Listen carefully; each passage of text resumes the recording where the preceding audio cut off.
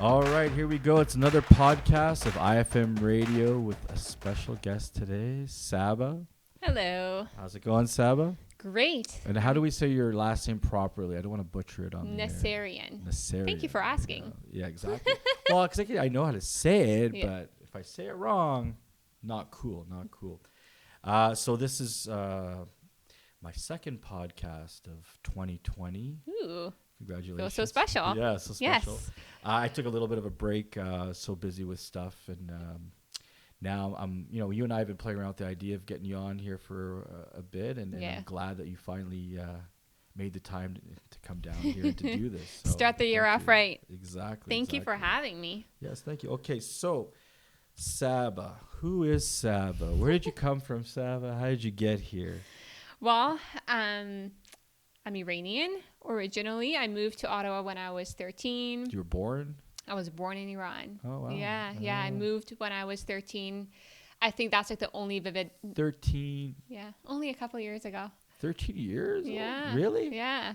I see. I did not. That part, I don't think I just Not knew a lot of Ottawa. people know. Yeah, I Yeah. knew Ottawa. So, wow. Okay. So, you're born. You came, wow. Because you're old enough to come over. So, that must have been quite the change at 13, no? Yeah, I mean, I still remember walking around school with like a dictionary in my hand, and like people would be saying things, and I'd be like looking up words. Like the first time someone ever said "fuck" to me, I remember like looking it through the dictionary and be like, "It's not in here. What does that mean?" English word is this? Yeah, No way. yeah. Wow. I did Yeah. not. This is like I've known you for so many years. I did not know this. If you ever catch me angry, you'll catch my Persian accent a little bit. Apparently, when I'm angry, I just kind of lose all concept of where I am. And the Farsi just gets out there. So Yeah. you obviously speak. Wow, that's crazy. I didn't know, because even for being ESL.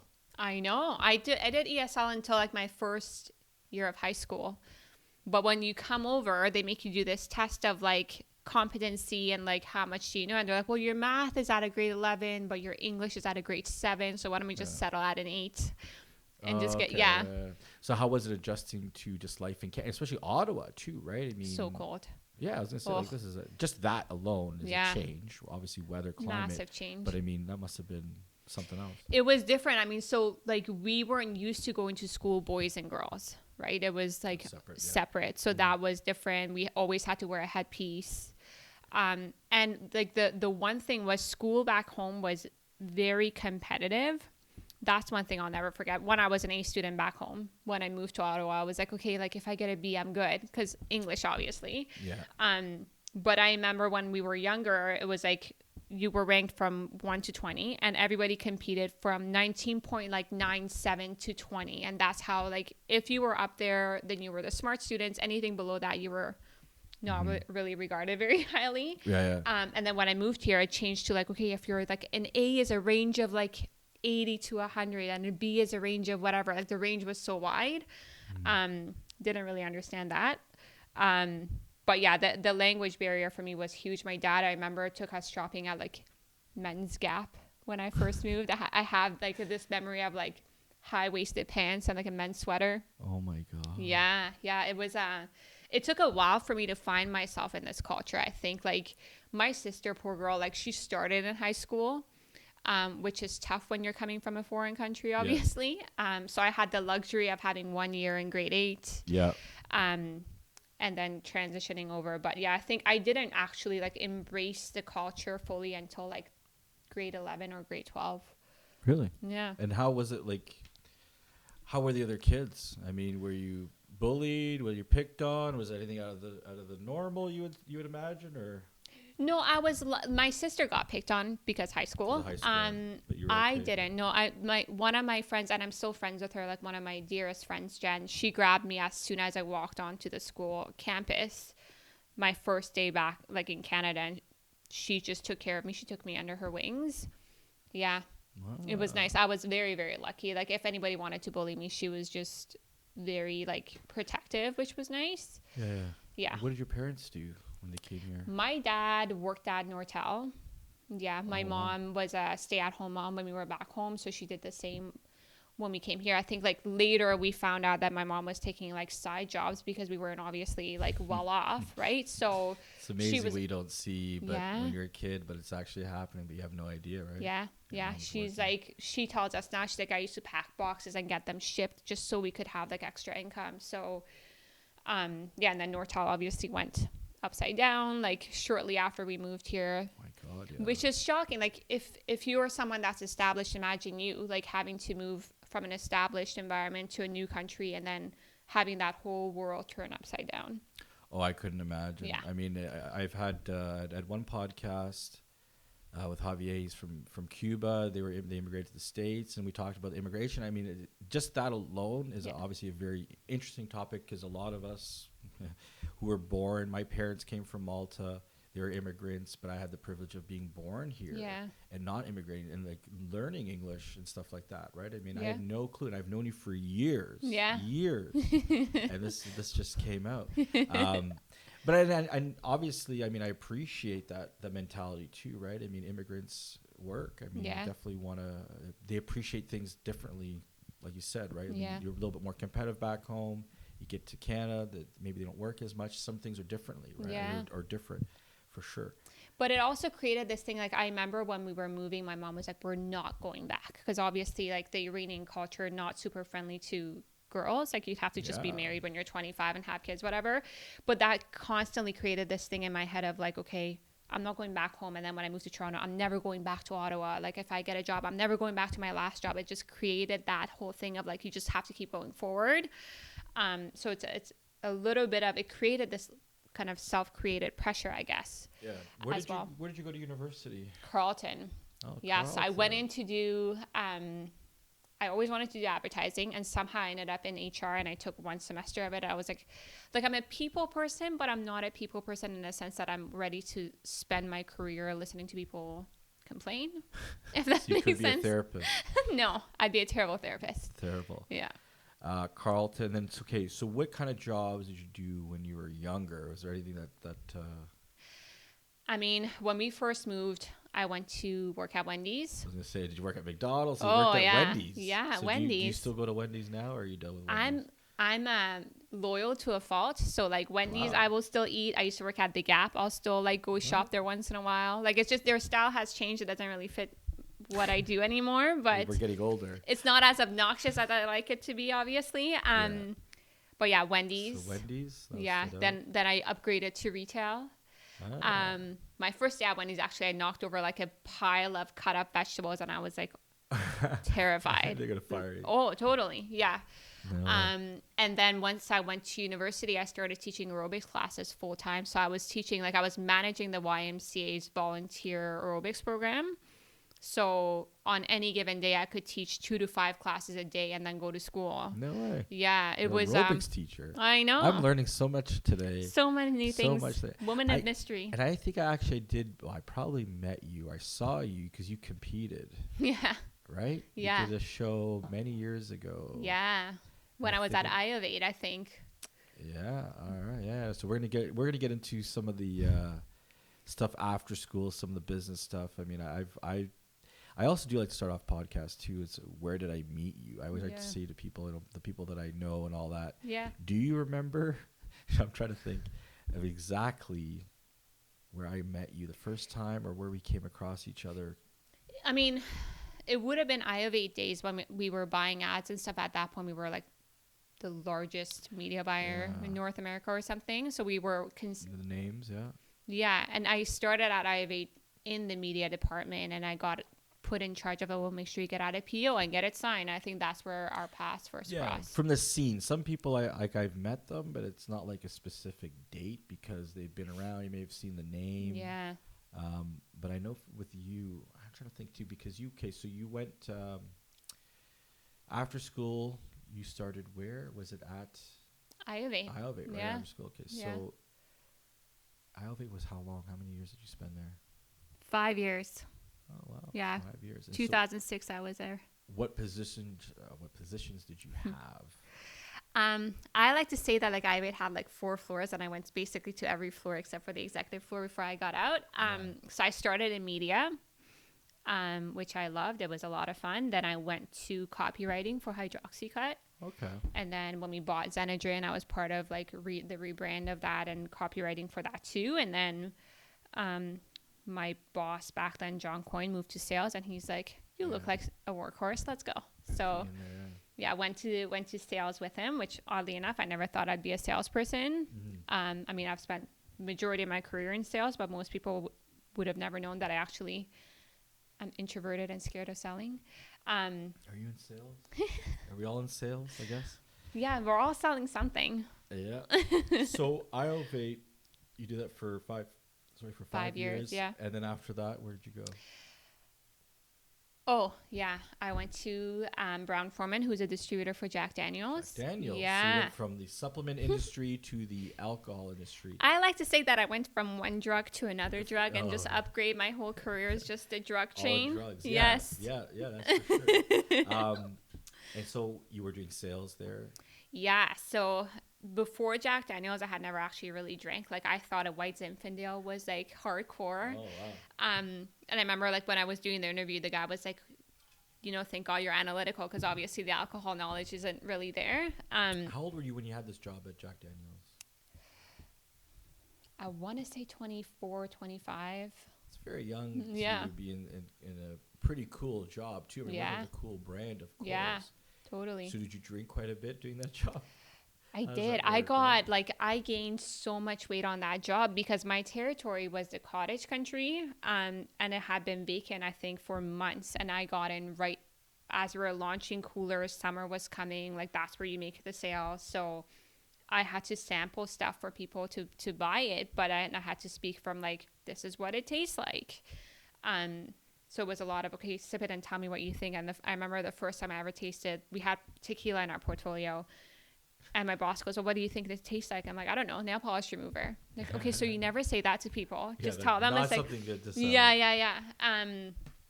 Yeah, but ever since then, I have a much bigger appreciation for tequila, certainly, and vodka and wine. We've had a couple drinks. Yes.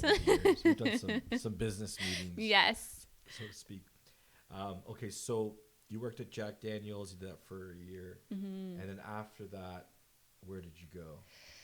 So while I was at Jack Daniels, I got a call from this guy that was a franchisee at GNC and said, hey, this brand, I know Cellucor, has been trying to launch in Canada for a few years. They've tried, they failed. They tried again, they failed. And he had known me from my Muscle Tech days because I had gone around to just kind of see what we can do better as a brand. So he thought, because I know the Canadian market, maybe it makes sense for me to have a chat with them. So I did. Obviously, the job was much bigger than I was ready for, I think. A little bit of history with Cellucor.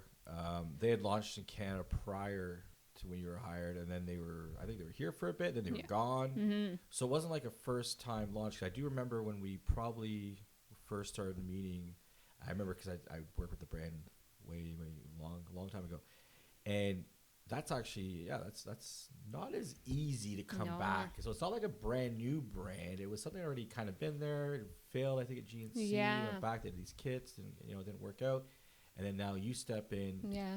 So you met them. Yeah, I met them. People want to know how these things happen, especially at your age too, because you were what? How old were you when you worked at Cellucor? I would have been. 25 or 26. I was only at Jack Daniels for a year, so I was still pretty young. I met with them. I put together a business case of like how I think a Canadian business should run for the supplement world. And, keeping in mind that alcohol experience came in so handy because back then sampling wasn't what it is today in the supplement world, right? But you pitched so there's an opportunity. They didn't just say, oh, we're going to give you a job. Go ahead, run camp. You're like, this is my idea. Yeah.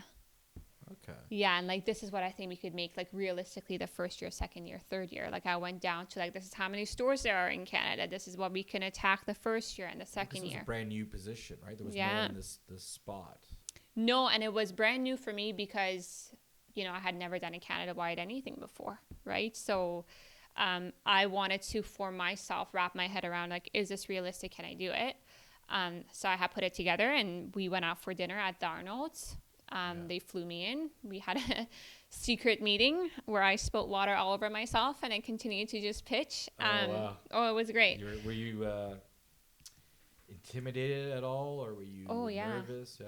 Yeah, and I mean, again, I'm not back then, at least, I wasn't a salesperson. So it was like, okay, one, I have to sell myself to these people I have never met before. I don't even think we had even had a phone conversation. So people, I didn't know much about them. I didn't know much about the brand. And also I was like, okay, I'm selling myself into this job that is completely opposite of who I thought I was as a person back then, right? So I had to convince myself too. Terrifying. Yeah. I can imagine. I mean, you're young too. I mean, taking into consideration how old you were. Yeah. Didn't really. I mean, you had industry experience, but you weren't on that side of sales, right? I mean, so that goes to kind of show you too, right? You could know certain things. Yeah. But you weren't scared to try something totally new. No. No, and I mean, the lucky thing is I've always been analytical. Like, I think my parents did a great job of like putting math like on our radar all the time. Yeah. And I think it was like right when Moneyball was coming out, and I always say this because people are like, this is ridiculous, but that's just now become how I do any kind of business. Is if you've ever watched Moneyball, it's, you know, what is the one thing you're trying to achieve? What is the one thing that means anything to the business that makes it go around? So that's what I ended up building a business plan on. Like, the one thing that matters to us is units per store per week. So once I kind of started talking to them about, like, we're talking about big numbers, really it's just down to one number, plan it out that way, and let's go and see what happens. And it just so happened that it worked out. Yeah. So you got involved, so obviously started with Canada, but then you started getting involved in other countries. Yeah. So I did Canada.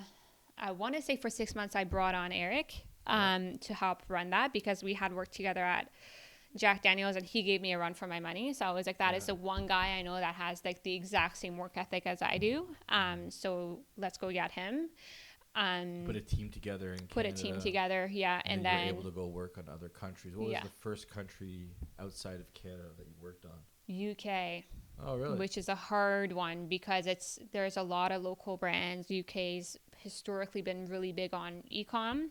Back then, like Amazon and eBay were still like, they weren't as big as they are today, obviously, but they're still significant. And then just the cost of importing and exporting stuff was challenging. We had set up a distributor out there who was just running rogue. So trying to clean that up. Like I was officially the person that, you know, came to Canada, cleaned up something that had, I guess, failed. And then, okay, that got clean. Let's go to the UK and do the same thing. And then we started talking about, well, can we do something in Mexico? And then, you know, my boss at that point had tried to recruit someone else to oversee global because he was getting promoted to the chief operating officer. And then we had a candid conversation and he said, look, if I bring someone else in, it's a matter of I'm bringing someone in that has relationships. Yeah. I was lucky that he believed in, you know, however I got us to the numbers that I got, it was analytical and it worked. So he said, you can get relationships yourself. So if you understand how the business works and you're friendly enough that you can build relationships, why not go do that as well? So he gave me the rest of it. Yeah. Very cool. Yeah. So then how many countries? I do remember at one point you traveled probably like everywhere. Yeah. Right. How many countries did you end up getting to? Oh, I don't even know. Really? There was a lot. I couldn't put a number on it, to be honest with you, but yeah, I was on the plane every single week, I think. And again, that was back when the face-to-face thing, not a lot of people were putting value to it. And I again was trying to navigate and see what are people doing and where is there white space for me to step in. And, you know, as one of the few females that was out there doing that, and no relationships, I just kind of thought, if I'm in their face and if people get to know me, people want to do business with people that they like at the end of the day, right? I agree with you. I always say that people have to buy things. They're going to buy it from people they like. Yes. You know what I mean? Supplements aren't not necessarily a necessity of life for people. Yeah. But certainly there's interest there. So I agree with you on that one. I mean, makes a lot of sense. So you had spent time, learning stuff because there was no, you were young. Yeah. But it's not like you probably even been to the UK, let alone, right? Like you have to go. I was scared of flying, right? Like I used to take gravel. On my way to the airport, and I used to always say, if I'm awake when the plane is taking off, I'm going to freak out. Like, I need to fall asleep. that eventually turned into like, I'm going to have wine before I get on the plane. But yeah, I was terrified. I hadn't flown since we moved from Iran to Canada, right? So the whole concept of like, okay, you got to fly to Vancouver at first. I was like, ooh, 5 hours. I don't know if I can do it. And then it was like 5 hours. You got to go to Australia, or like you got to go to India. Yeah. I haven't been to Australia or India. And a part of it's because of that flight is not like, I'm not. Yeah. Yeah. I used to like, there was times where I would be just so aware of like, okay, underneath me, there's nothing but water. Yeah. So like, what happens if there's an emergency? Like, what do we do? Things go through your head and all that. But then you got obviously really used to it, and you were like on a plane probably every week or a couple times a week sometimes, I could imagine. And I mean, you probably got that feeling of waking up in a hotel room going, where the fuck am I? Where am I right now? There was one time Doss called me, like we had a meeting, and I literally like, he called, like, hey, how's it going? I know you're traveling. Where are you? And I literally like, I was like, I don't know. Yeah, like you caught me off guard. I'm like, I think I don't know. I had to look out the window. I was like, okay, this feels like it's Australia. All right. It's awful. Yeah, I know that feeling. It's happened to me a couple times. Like, I think I'm in Saskatchewan. Hold on. Yeah. And you just look at your phone. Yeah. So then after, I mean, there's so many things I want to talk to you about in the business side of it, but I kind of want to go through after Cellucor, you ended up where? This startup called Delivra. Yeah. So they're actually the number one selling natural pain cream in Canada. So they wanted to expand into the U.S. Yeah. And the U.S. was the one market where I hadn't fully gotten my hands in. So good learning for me. So I took that on. Lasted about 6 to 8 months, I think. And then they decided they don't want to do the U.S. anymore. So see you later. I do remember that part. Yeah. And at Cellucor, you were a VP. Mm-hmm. And then you went there. We're going to obviously go to the business. That didn't end up happening. Yeah. So how was that? What was going through your mind after that? Because you had achieved a lot at a very early age. Yeah. You know, and I'm sure we're not getting into all the details, but things happen along the way and things happen. But how did you deal with that mentally? To be completely honest, I actually kind of completely broke down for a week or two where, you know, I had identified so much of who I am with the job that I do and the company that I work for. Yeah. So I had to spend a couple of weeks trying to just start not associating myself so much with the job, but just who I am as a person and what I know and what I can do. Had to go see a therapist. I went to the landmark courses. Like, it's just a lot of kind of soul searching, and found who I was. And then in the midst of that, I just kind of decided I should just start my own business. Yeah. How was your social life at this time? Because it sounds like you're obviously really, really busy. And did you have much of a social life? I mean, you probably had to make a lot of sacrifices that some of your friends haven't. Like leading up to that, I guess I certainly lacked in like the relationship part for sure.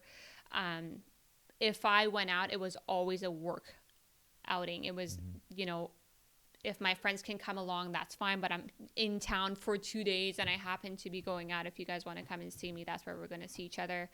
My social circle definitely got smaller. But then you kind of realize who your real friends are too, right? It's, you find out there are friends that you cannot talk to maybe for a week and come back and you can pick up exactly where you left off. And there are people that are high maintenance that need to hear from you every single day. And it's just not, for my career at the time, it wasn't sustainable. Yeah, no, I mean, there's sacrifices you have to make. Not everyone's going to understand. I've had friends since I was, 4 years old.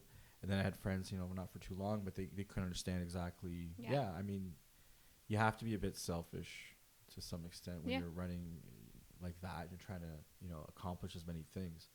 Well, and you have to explain how you define balance in your life versus how they define balance in their life too. Like, one of the hardest things for me was my friends in high school and university were like, oh, I'm just getting married or I'm going to start having kids. And they just couldn't relate to the fact that I was like, I don't want to get married right now. And I don't want to have kids right now. And trying to explain that to them became such a task that I was like, if I have to explain this to you for hours, then we were friends in a moment in time and that made sense. And now we're just on different paths and it's just not the same. Mm-hmm. Yeah. Well, I mean, friends it's a tricky subject. We can get into a whole conversation on that one as far as who's there to really support you and all that. And I mean, yeah, you've worked very hard. I'm sure you've had to step on some toes as we go. I don't think anyone can get to anywhere without stepping. Not everyone's going to love you. No. I mean, this is just when you have people who work for you. I mean, you had to hire people. How was that? So being young, being female, I mean, the supplement industry is very male dominated. I've worked with lots of guys. How did you deal with that? Was there anything in particular that happened to you too, where you're like, fuck, like I can't believe this guy said this or this happened? I mean, I was just saying this to Jenna the other day. When I got promoted to VP, someone called me up and said, "Who did you have to sleep with to get that job?" Someone said that to you? Yeah. Oh, wow. Which I thought, we're not in the 70s or the 80s anymore, so not appropriate, but funny. It's said in a joking fashion, but also something that's just like, fuck, really? Like, it's like, I'm only joking if you laugh, if you don't have an answer. But seriously, who are you sleeping with? Yes, people used to underestimate me all the time because I think I also don't necessarily sound like I'm older. My voice tended to sound a lot younger. I didn't dress much older, graphic t-shirts and jeans is who I am. So I didn't help my own cause, I guess. So I got underestimated a lot, but I think it also worked to my advantage because nobody really kept me on the radar. Because they're like, oh, that girl Sabba, she's getting on a plane, cool.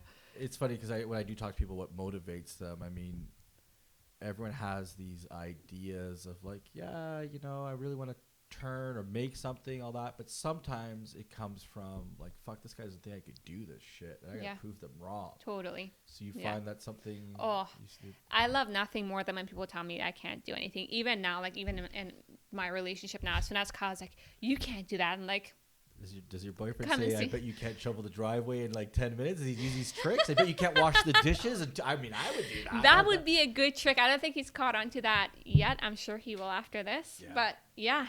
There you go. I'm helping him out right now. We've got a little a tip. You're welcome. I bet you can't do this, especially next time it snows. I bet you can't shovel the driveway. Yeah.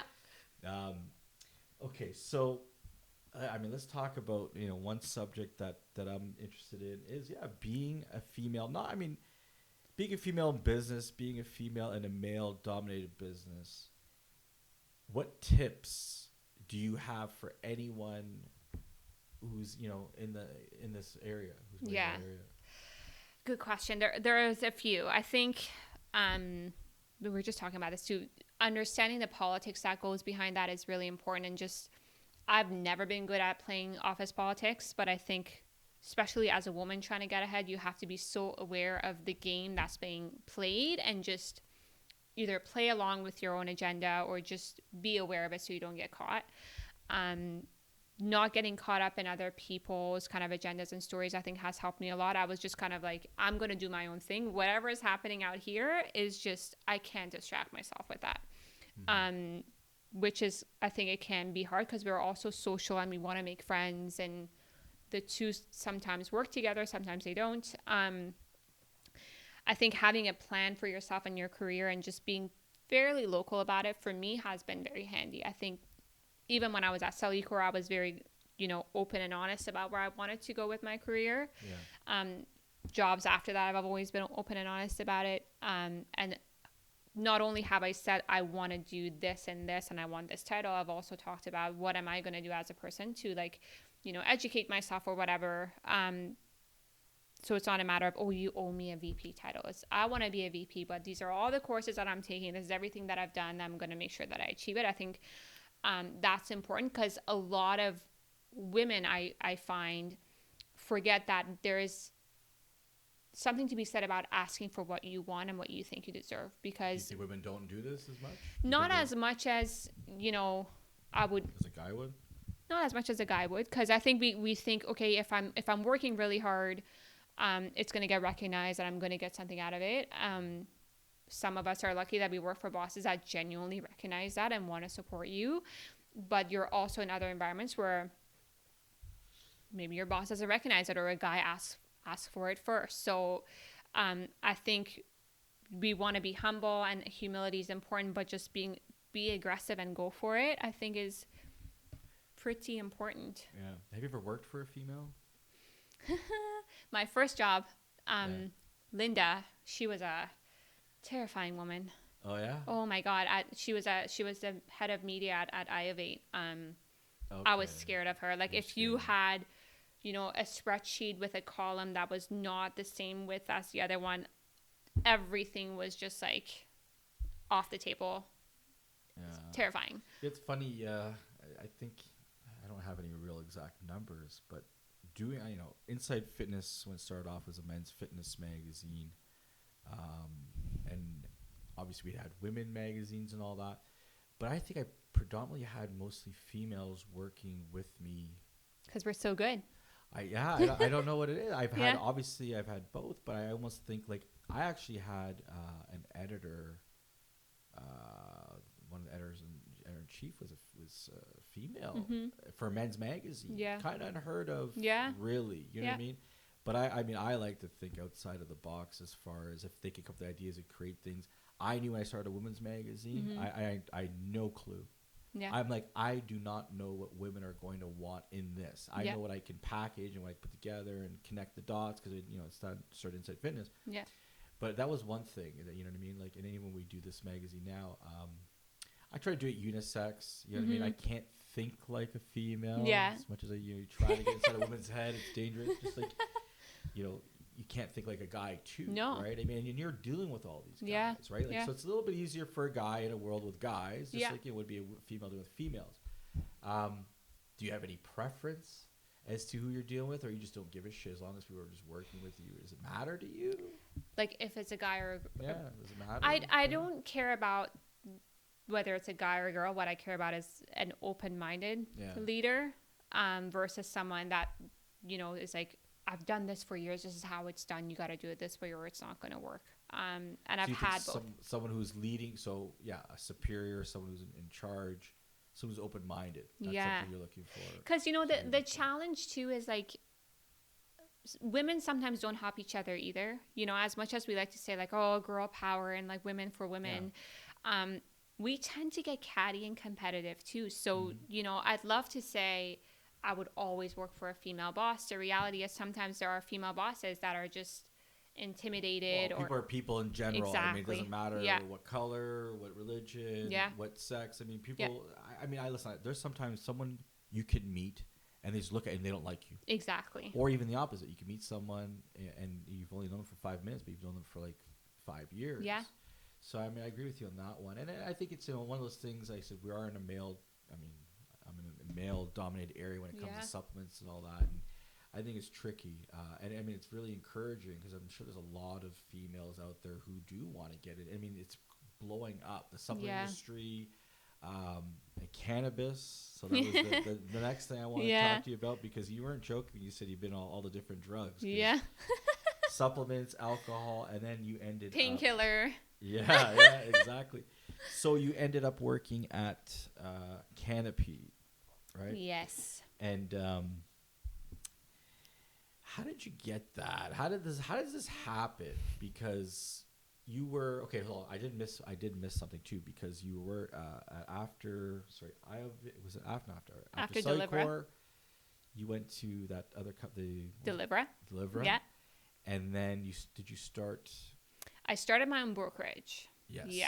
Yeah. So what was happening at that point where you're like, okay, you did these things, or successful? How old were you when you started your own brokerage company? Oh boy. 31. 31. Yeah. And what ultimately made you do this? So after I had left Cellucor, I got a bunch of brands reaching out that said, we like what you did with the brand. Obviously the brand was blowing up, and I certainly don't want to say it was my doing, but it was a lot of collective teamwork, and I just happened to be one of those people who was available in the market at the time.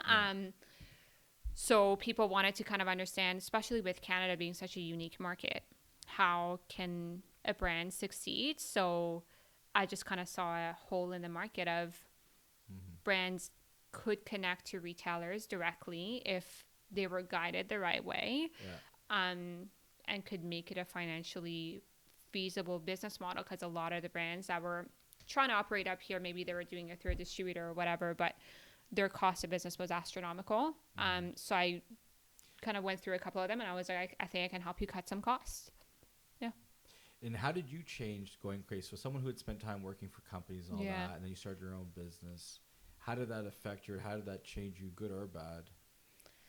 Oh, it was very lonely. I will say that. I think as much as like, let's say Cellucor or anywhere else, I was on the road a lot. It was still the comfort of knowing there's a team that supports you. This was a lot of like, it pushed my independence so much further because I was like, this is just me. If this takes off or if it fails, it's because I did it well or I did it poorly.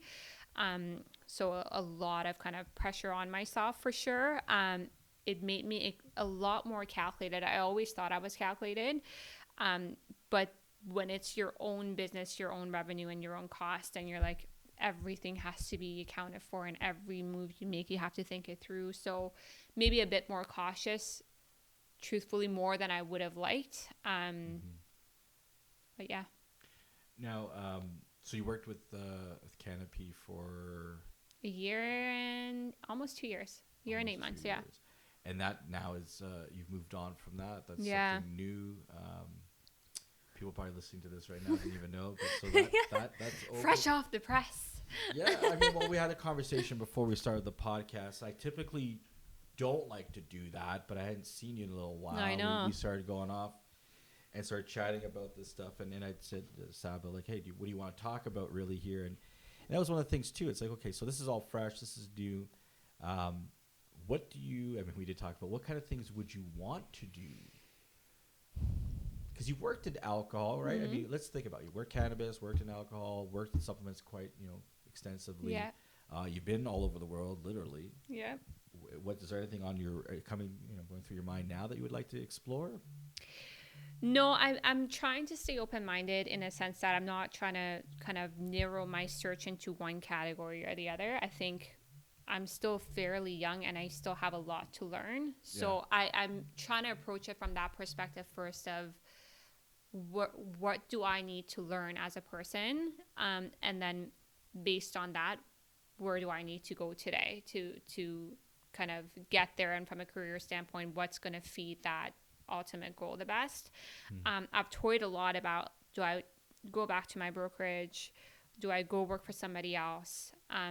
Each has its own challenges. Working on your own, certainly stressful but rewarding, but it's a 24/7 job, as you know, versus working for someone else. You're feeding someone else's kind of mission in life and their goal and their dream, but it's 9 to 5, which I've never been a 9 to 5 person anyway. I work around the clock regardless. So I think in today's day and age, our companies who will employ people who are more entrepreneurial. Yes. I mean, certainly that I think that's better than it was 5-10 years ago. Yes. You know what I mean? People can work remotely a little bit. I mean, I have staff that work from home. I don't have to have them in an office anymore. Yeah. This is the nature of our business. And when I had writers, I actually thought it was really weird. I thought it was weird because I had cubicles and I had writers there, and they were basically there 8:30 to 5, Monday to Friday. And I was like, how can you write at like Friday at 3 o'clock sometimes? Because I'm a very much a mood person. Yeah. I have to be in the right mood to do certain things. Yeah. Anyways, so the future right now, obviously anything can happen. Yeah. Anything, I was saying to you earlier, I think that's kind of the exciting part. I mean, things move and change. You're still obviously very young. You have enough experience under your belt now where you can actually think about, I think ultimately we all have to come to this, is what is going to make you happy. Yes. Money is not always the answer. Or title. And the 24-year-old Sabba or 25-year-old Sabba, what would she think about that? Yeah. Right? If you could talk to 25-year-old Sabba right now and say, you know what? It's not about fucking money. Would you do this? What did you think? 25-year-old Sabba probably would focus a lot more on money and title. And then now I think I battled with that actually a fair bit as my gig with Canopy was coming to an end, because I had a great title, I had a great job. Obviously, I've worked myself up to the point where I'm financially compensated well. But then you kind of get to the point of like, okay, is title everything? Like, am I searching for the title or the money because that's actually what I want, or if that's what I think people will look at and be like, ooh, Sabba, the VP of the biggest cannabis company in the world. So I think if I could go back to my younger self, I would just say, you know, it's not, money only makes you happy for a certain period of time, and then that's it. Yeah. I think they say, like, statistically, it's something like after $75,000, it's just your happiness it plateaus or something. But I think you kind of have to learn that on your own too, right? You have to kind of go through that and then find a place that makes you happy. Yeah, everyone's gonna be different. There's some people who, you know, it's not enough. It just keeps, you know, fueling whatever it is. They want to keep collecting it. Yeah. Have you had anything happen in your life? Anything that was maybe tragic, or anything that kind of like changed your mindset a bit? Was there anything that you saw maybe about money? Well, not necessarily money, but I mean, even thinking about the happiness part of it, because when you're younger, I mean, you and I are pretty similar in that sense. I had that mindset about making money. Yeah. Anything happen to you where you're like, fuck, like I gotta maybe slow down? Like, did you get sick from traveling too much? Was it something where you were like worn out, where you're like, you know what, I need to change something? Yeah, I mean, when I was at Cellucor, the reason why I left is because I was, you know, for 6 months on antibiotics. I just couldn't, and I would take an antibiotic and just get back on the plane. So my doctor finally said, like, you have to change something here. Like, we can't keep feeding you antibiotics, and you're obviously not going to stop flying. So, like, you have to make a life choice. So that certainly made me think about my health. I think, you know, Victor having passed a couple of months ago, that was a massive eye-opener for me, because he's someone you'd worked with before and elevated. He passed away at a young age. Yeah. And, you know, when I knew him, he was very healthy. He used to drive me to work all the time, and we used to have great conversation. And I think that was one of those things where I was like, okay, like, you got to take your health seriously and your happiness seriously. You're just, I'm living my life like it's tomorrow's guaranteed, and the reality is it's not. So that was a good kind of change in perspective for me, for sure. Yeah. Let's see, what else can we get into? I think we could talk about your creative side, because another thing I know is that you can obviously sketch, draw. Yeah, I actually just signed up for drawing classes, like beginner drawing classes, but the stuff that you can draw is like unreal. Thank you. They've been good, but like I haven't had or dedicated enough time to it for a while, and it's one of those, if you don't use it, you lose it. Really? It's very, very true. And I'm sure I can pick it back up. I just wanted to kind of get a fresh set of like tools, I guess. Can you like sketch out portraits of people? Maybe like a magazine publisher sometime that can hang on my wall. I mean, I'll hang on my wall, Sabba. I mean, let's make a deal. Maybe we could figure something out. Like maybe a painting. That would be that'd be an eye-opener for sure. I'll totally do that for you. I remember I don't know if you were doodling or something like that. I can't remember where it was, but I saw one of your books. I'm like, holy shit. Like, here's the thing. When I was a kid, and now don't forget, right, owning a fitness magazine, I was around a lot of designers. I'm around a lot of these guys, and I could never, ever, ever draw. I am the worst. Like, I can't draw a cat. Yeah. I suck. And I was always jealous of those kids that could draw. And I would actually this is kind of where it started. I would kind of like bribe some of them. I would trade them like Twinkies. Hey, can you draw like the face on this thing? And it's kind of probably where I started off my publishing career. Yeah. Were you always just naturally into it? Like something you do for stress relief? Like what is it? My mom signed us up for our classes, I want to say when we were like, as soon as we could hold a pencil in our hands, my sister and I. So we always had that going, and I've always found that whole balance of like analytics and creative has been super handy for my career. But it's like swimming. Like I did an art class on Monday, and it was 3 hours, fastest 3 hours of my life. Really? You know, it's just like it clears your space. You have to like really, really focus on what you're trying to draw. Mm-hmm. You don't have the luxury of like, I'm going to touch my phone. I'm going to like check social media, text. Yeah. I think that's good to have a hobby. So I do try to paint sometimes. Oh, cool. I try. Yeah, maybe you have to come over for a paint. Yes. Time. It's more of drinking wine than in painting. But I mean, I kind of agree with you. I mean, I see my phone and I look at it all the time. And when you're actually doing a hobby or doing something, you're not going to be looking at, your phone or even work. It doesn't have to be social media anymore. I mean, it could just be emails or it could be whatever it is, right? Yeah. So yeah, it's a good hobby. I'm looking forward. The courses are like 10 weeks long, and like the first half an hour, I was like, I've made a huge mistake. But then like it went by so fast, and I felt so like fresh and light when it was done. Yeah. Do you have stuff hanging up in your house? We just hung up. I was gonna bring some, and we ended up hanging them up like 2 or 3 weeks ago in the living room. Yeah. I have like 5 that I've loved forever, and I think every time I've done a really good drawing, it's happened to be like something's happened in my life. Like one of my really good ones was when I first moved to Toronto, and I had no one, and I was by myself in a basement apartment. So there's that one. There was a few that I did after like heartbreaks or bad relationships or bad jobs. So it's a collective on our living room wall of where I've been. That definitely. You're very talented, I will say, because I'm jealous. I'm jealous of what you could do there. Maybe you can teach me at some time. I'll start my own art classes. Maybe that's my new business. Yeah. There's so many more stories. I mean, Sabba and I have hung out for many times. We threw a lot of parties. You sponsored the Hot Fit party. Yes. That was a good Neon, time. I remember. Yeah. The cruise. I was lucky enough to join the Cellucor cruises that you guys. I remember because I fought you guys. You and Eric are like, you got to come on this cruise and try. I'm like, I don't want to get on a fucking boat for like 4 hours. Whatever. I wanted to stay on that boat and all that. Yeah. And that was a really, really interesting day. That was a fun day. That I got carried off the boat. Well, I'm just glad that you made it, Sabba. Someone had to sign the bill. Yes. But I mean, Sabba did not exactly leave on her own will. No. She was carried out by a couple people. It's true. But it's true. True. It's the sun. It's drinking.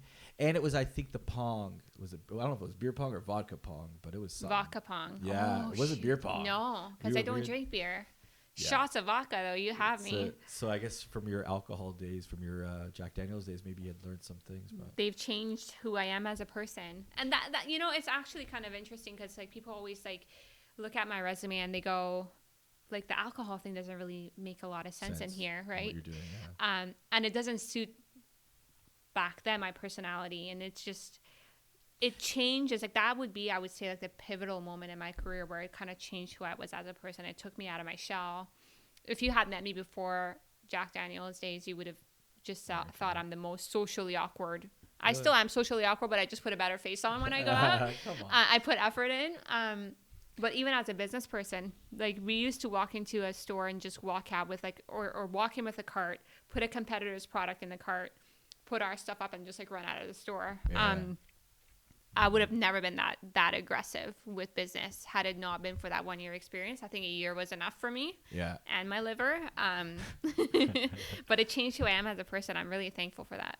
Yeah, no, I could totally see that, and I guess you can appreciate now because you're still young, you're very young. There's lots of things that I'm sure that'll be happening down the road for you. Yeah. Obviously, you're very well-rounded. You've covered a lot of different things, being a VP at such a young age. I mean, it's very remarkable. And thank you. I value the friendship. We've been friends. It's so funny, I'm doing these podcasts. I'm not friends with everyone that I have on podcasts. Yeah. I find it to be a little bit harder to actually podcast with the people I do know. You've supported the magazine and myself for many years. You were actually, I remember the 10-year anniversary. You sent us balloons. Oh, yeah. Do you remember? And I think it was the time the stormtrooper. I think that was you. It was a storm. Someone came in. I'm pretty sure it was like, maybe it was another time you sent us something, but it was very kind of you. We did the show and you sent a stormtrooper walked in with like, I don't know, it was like. Oh, fuck yeah. And I was like, what the hell's going on here? It's only Sabba would do this stuff. You got to have fun. But I also think that's also, we've that I think we both can agree on. Yes. Work hard, play hard, totally. Enjoy life. Yeah, yeah. I want to wrap this one up, Sabba. Thank you so much for coming in. Really appreciate it. I think we need to do some more of these. Maybe get some people involved, talk more industry stuff. Yeah, and get some, wine and paint. Is there anything you want to like promote your Instagram or anything like that? Or Sabba Dabba Do is my Instagram if you guys want to follow. Sabba Dabba Do. Yes, I'm always up for a good time advice conversation. There you go. People can just DM you. Yes, hey, Sabba, get in my DM. All right. Thank you very much. Bye.